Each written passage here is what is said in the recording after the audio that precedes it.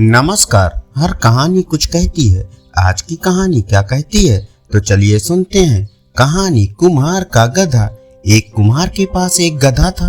कुम्हार उससे बहुत काम लेता था। इससे गधा बहुत परेशान था। उसे कम से कम खाना मिलता था। सुबह सवेरे कुम्हार उस पर बैठकर मिट्टी लेने चला जाता था। एक जगह मिट्टी खोदकर उस पर लाद देता था और वह घर के लिए चल पड़ता था।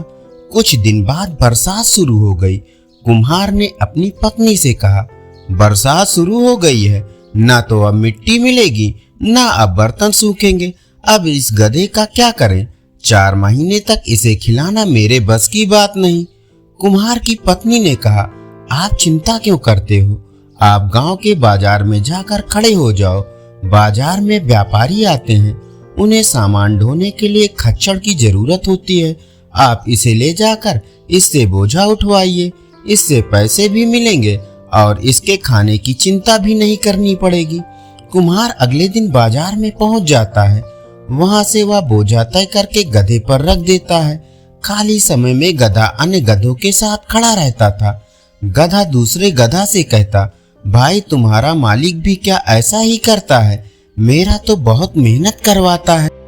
दूसरा गधा उससे कहता है, भाई मालिक तो सभी एक से होते हैं, लेकिन मैं तो अपनी बुद्धि से उसे बेवकूफ बनाता हूँ। जैसे मेरे मालिक ने कल मेरी पीठ पर नमक लाद दिया और मुझे नदी के रास्ते जाना था। मैं जैसे ही नदी में उतरा, मैं थोड़ी थोड़ी देर में थोड़ा नीचे हो जाता, जिससे नमक पानी में घुल जाता और मेरा बोझा कम हो जाता था। गधे को भी समझ आ गई।